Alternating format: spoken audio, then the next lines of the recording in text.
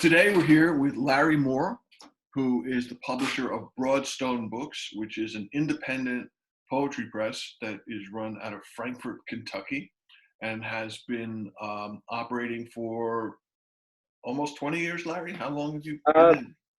17 years at this point. 17 years. 17 years. So, and how many books a year, Larry, do you generally publish? Well, to say generally, it's been growing. So where we started out doing one or two, and then that became three or four. Last year we did 10. This year I'm shooting for 15 to 18 titles. The goal is to get up to doing 20 or so titles a year, but it's been a matter of ramping up to that over time. Right. That's an enormous, for an independent press, that's a large volume of titles. How did you first get into publishing? I get asked that all the time, and the answer is I have no idea. It's something that I'm into.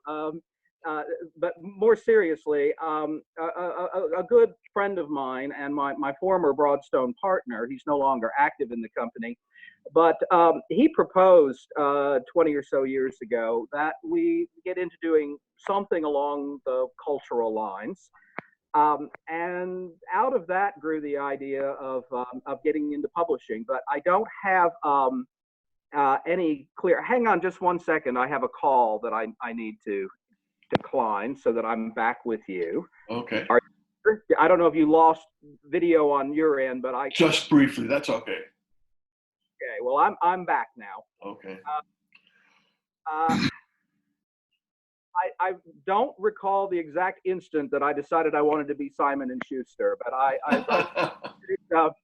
started researching small press publishing. And it didn't look like it was anything all that complicated. So that was the first of many mistakes that I made. was getting into it without any real clear understanding of what I was doing. But I was very fortunate in that early on, I connected with a designer who had also been a small press publisher for, at that point, 30 years. And so he mentored me into the process. And I'm still blundering along. I don't know that I know any more now than I did when I started, but it wasn't like something that I had spent an awful lot of time thinking about, but something I gradually eased into. You know, that's such a familiar story. I'm in the same boat as yourself 20 years ago.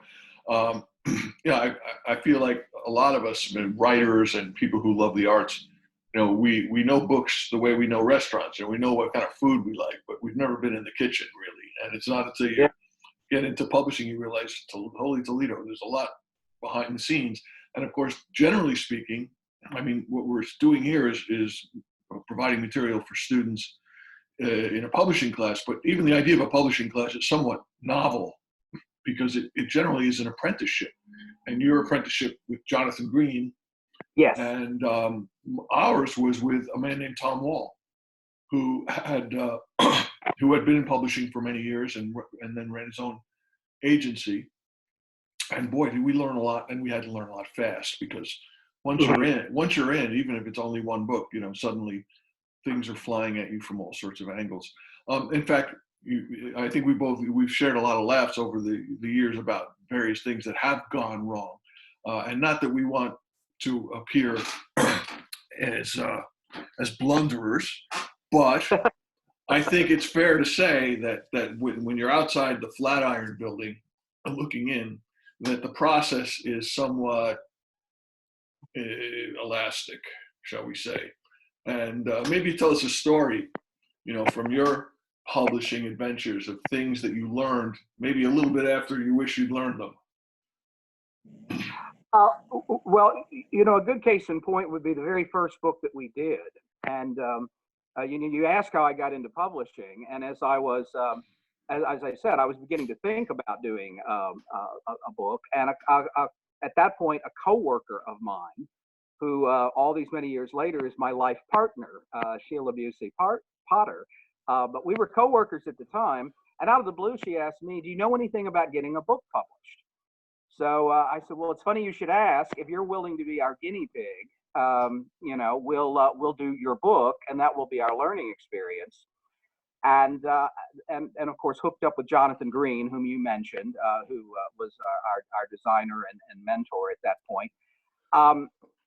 And I kind of I left everything in Jonathan's hands, and very naively thought, well, all is well. He's going to produce this wonderful thing that will go off to the printer. And when it came back, the book, of course, looked beautiful because Jonathan does a good job.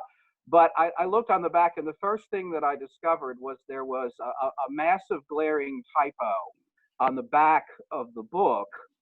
And I learned very quickly that first, no matter how many times you think you've looked at something, you need to get another set of eyes on it, that you cannot proofread enough. And I also learned, as I'm sure you have as a publisher, that there's a species of typo that only occurs after a book is printed, boxed, and on from the printer. But I suppose the reason I tell that story is I learned that if you're going to be in this business, you do have to be very hands-on with it. You have to watch every stage in the process. And even if you're working with professionals all along the line, if it's going to be your name or your company name on the spine, you have a responsibility to be on top of all of those details. So I found that out from literally that first book, that there's no detail too insignificant to let it slide. Right, right. Yeah, I've learned that to my pain on several. I've had to relearn that lesson, I'm afraid, Yeah. several times. So, how do you go about selecting the books that you publish, Larry? Well, almost all of them come to us through a cold submission process. Now, we have been in the business long enough that we have certain authors, like the one on the other end of this conversation today, that we already have a relationship with. But the vast majority of the books that we do come to us sort of just over the transom, and it's a process of just reading through the pile, as again, you're very familiar with that. And I always say now, I don't know what I'm looking for until I see it. And that's become the case more and more over the years, that I'm looking for the things that aren't like what I've done before, the voices that I haven't heard before.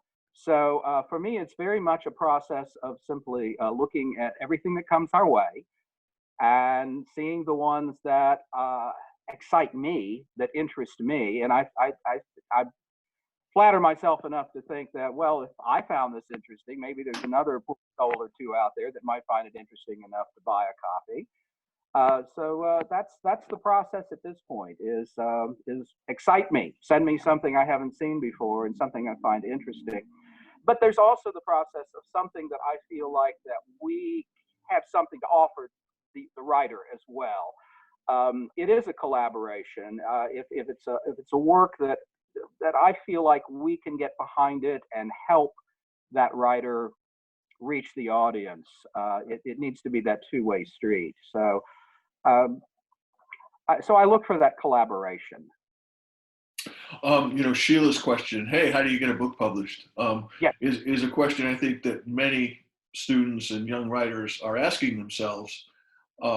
And what advice would you give to somebody? And not, with Sheila, you said, okay, I'll do it. But to another writer, who maybe doesn't have that opportunity, what should that person? How should that person be presenting themselves, so to speak, and how should they position themselves? What do you think they should go through in order to find that collaborative match?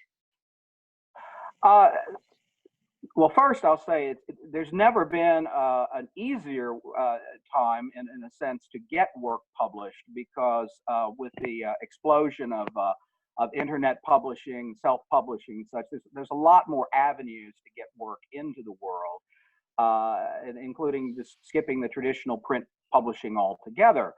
But I take your question to be, if you really are talking about a good old-fashioned book, what's the best way to go about finding that partnership? And the advice that's given all the time, and there's a reason it's given all the time because it's still true.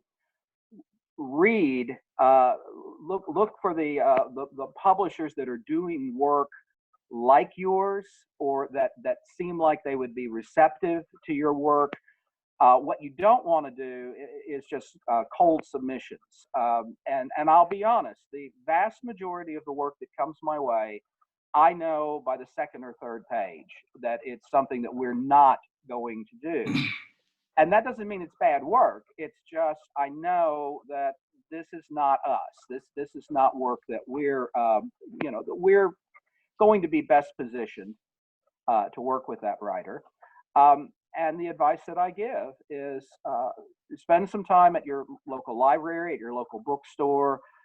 Look for the books that are similar to what you have in mind. Yes, your work is unique. I understand that, but look for the things that seem to be most resonant with what you're doing, because that's going to give you insight into who are those editors, who are those publishers that are receptive to that sort of work. If you've got, and this is literally the case, if you're writing a science fiction novel, then sending it to a press that primarily does poetry, like Broadstone, it's not real likely we're going to accept it. It could happen, but so in the old days, you and I are old enough to remember when the submission process is that you typed up your one precious hard copy and you put it in the mail. These days, it's so easy to just click the mouse, and all of a sudden you've sent your electronic manuscript out to 25 different publishers at once. So it's never been easier to get your work out. But if you want your work read and seen, it's still worth taking that time, like we used to investigate the places that are, most likely to be receptive. Yeah, it's a double-edged sword, the ease of submission. On the one hand, yes, you press send, press send, press send. But on the other hand, everyone's pressing send, which increases the volume Yes. of I don't want to call it spam, but stuff that is No. inappropriate that you get, which means that the editors spend less time. They can afford to spend less time, on each individual submission. The decisions have to get made more rapidly. I mean, back in the old days, a press, you're right. It was not you had to you had to send out an original copy. You couldn't even they wouldn't even accept Xerox or anything like that, and that meant that every submission had taken a fair amount of time to actually construct and to send. So the editors could afford to be a little bit more relaxed, and knowing that the person at the other end of the line had chosen them, and so the candidates had to be far more choosy in who they would send their work to. Yes. One of the things we've talked about is the fact that in addition to accepting books, you do something that I think is somewhat rare these days, which is you write letters to the people that you aren't, to not all of them, but to some of the people that you're not accepting. Tell me about that. Why? I don't do that, Larry. I have to say, it's either it's yes or no, and if it's no, you're dead to me. But you do that. You're a safe than I in that regard. But thank you for bringing this up, because it is something that I'm rather proud of, and that is the fact that every rejection that I do is a personal note. It may be a shorter one or a longer one, but I do write a note to every author. And in the old days, when we first started, and I was only getting a small handful of submissions, I could literally write a 3 or 4 page rejection letter, because I felt then, and I feel now, that it's an obligation that I have to the author to give them some kind of feedback on the work. a fellow publisher of mine, another poor soul like you, once said to me, "It's like, well, Larry, if I was going to spend that much time on a writer, I'd just publish their book." Well, so, well, here's the truth. If I choose your book to publish, then we're starting a relationship that's going to go on over a period of months and years. If I reject your manuscript, this may be the one conversation that we ever have about your work. And I would like that to be a meaningful conversation. As a writer myself, I've gotten those one-line rejections, and I know that not only do they sting, but they're not very helpful. So my process has always been to try to tell the writer something about my response to their work, and very often it will be, this is really good. I really enjoyed it, but it's just not quite what I'm looking for. And that's very vague. But if I can say, I really liked this poem, or I really like this line in this poem, or the flip side of that, I can say, this one really didn't work for me, and here's why it didn't. But try to give some critique, and I can't do that now to the extent that I used to. My rejections have gotten shorter over the years because I'm writing a lot more of them. You talk about getting into publishing. On the day that you decide to become a publisher, you don't think about how many times you're going to say no to people that probably are just like you, that love books and love writing and are looking for that opportunity to get their work in the world. Well, all of a sudden you're the evil person saying no to their work. So I tell people all the time, I get to say no over 100 times a year now, and I try to make sure that every one of those no's is unique to that particular author and that particular manuscript. And it's because I do want to be a good literary citizen. And sometimes it's as simple as, this is just not us. Sometimes another thing I have said to some writers over the years is, this was poetry that you very much needed to write, but maybe now you need to think about whether you really do need to publish this. Some things that are very, very personal, some things that are just very heartfelt and anguished, but perhaps don't really need to be published. So that's kind of examples of the feedback that I've tried to give and why I've done that. And I think it is incredibly generous, and it's a teaching moment. It's not a moment. It's a long process to be writing those letters, but it has to do with that sense that I think is non-transactional in publishing. Harvey Hicks, who you'll be publishing and who we published, talks about poetry as being the object that can't be translated into anything else. So everything else is monetary. You take a car, you get money for it. Things have this relationship, and poetry sits outside that economic framework because, as we know all too well, even though there is an exchange of money for books, poetry doesn't make money. In fact, that is true. it tends to lose money unless you're very thrifty or very lucky. And so I'm wondering, I know that you're also very politically conscious and active, and I'm wondering how you see this non-transactional enterprise, this thing. I mean, why would somebody do something when they know they're not going to make money at it? And what does that mean, not just for us as publishers, but for the way the world is perhaps changed or influenced by a body of people taking on this project? That's of course a huge question, and I'm going to nibble away at that. But a few things you make me think in asking that question is, first, it's very much true that poetry, nobody gets into poetry for the big bucks, either as an author or as a publisher.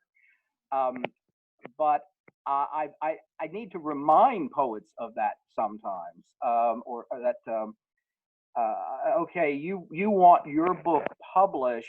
How many poetry books did you buy last year? Are you a consumer of poetry yourself? And unfortunately, we found that's not always the case. Some people who are very interested in writing this stuff aren't necessarily themselves consumers of it. So one of the ways that I would get around to trying to answer some of your question is the poetry community needs to become a self-supporting ecosystem.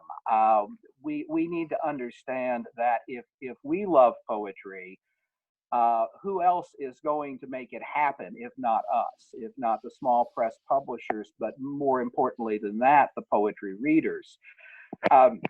I'm sure you see these statistics all the time about the number of poetry books that are now published every year. Poets House in New York, of course, does an annual poetry showcase of the new books that came out the previous year.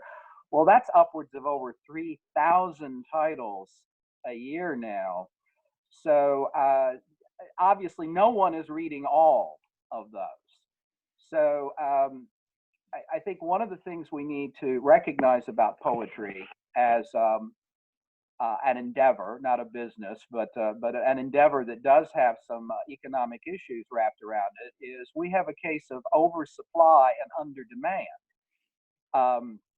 There's a tremendous amount of attention devoted to the writing of poetry, and not nearly enough to the reading and dare I say buying of So right now, yes, it's an endeavor that those of us who engage in it recognize is probably at best case going to be a break-even proposition. But I think if we want poetry to be healthy, it can't be something where we continue to have a lot more people writing it than reading it. Because getting to your question about kind of the politics of it, if you will. If poetry is going to be a conversation about the most important things that matter, the news that stays news, then we need to make sure that somebody's listening, and we need to figure out how do we get more people to listen? How do we engage that public more? So I'm keenly interested in those things that broaden the audience of poetry.